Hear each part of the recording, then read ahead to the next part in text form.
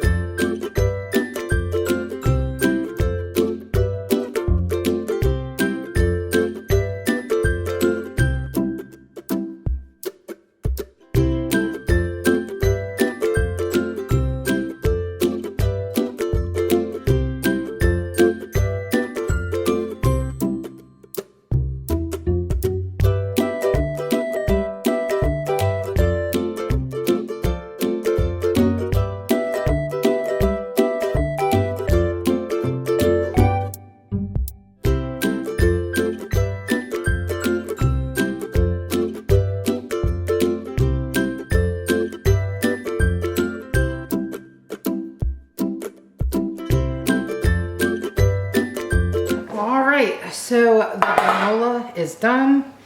It looks amazing. Turned out so good. And you might be wondering, well, why don't you just go and buy granola at the store? Well, reason being is a lot of times your granola is made with honey, which is not vegan. So that's why it's best just to make your own. Plus, it's whole food as well. And there's no added yuckiness in it, right? So I'm preheating my little oven to 325, and I have my little baking tray here, and we are going to go ahead and line this with parchment paper. You could spray if you wanted to, but we don't need the extra oil and such, so we're just going to use parchment paper.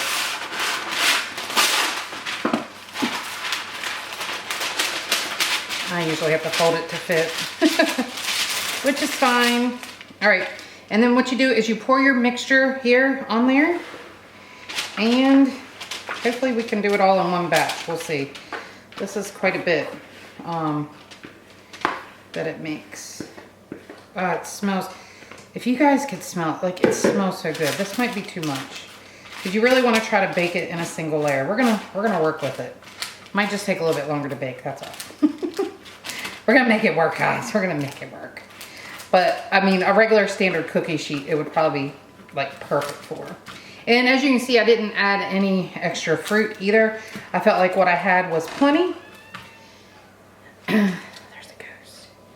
And that's Pepper. She goes in the cabinet. We don't ever close it all the way. She'll just come out whenever she's ready. She likes to go in places. But yeah, we're gonna go ahead and bake this up. We're gonna start, like I said, at 325 on the oven. And then I'm gonna bake it for about 20 minutes, stir it, and then maybe another 10 minutes. Get it nice and crispy. It looks good. All right guys, so I've already cooked it for 20 minutes. I'm gonna take a look at it and fold it over like this. We're gonna move it around. It's starting to get some browning on the bottom, which is good. But we don't wanna burn it, obviously. So I am moving all this around, and then I'm gonna pop it back in my little oven for, well, it's preheated.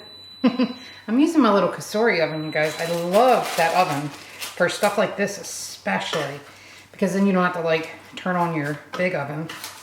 But anyways, yep, I am stirring this around, loosening it up, and we're gonna pop it in for about another 7 minutes or so and see how that does. Mine still feels a bit, you know, has a lot of moisture in it still, which is to be expected because I made such a thick layer, which is fine.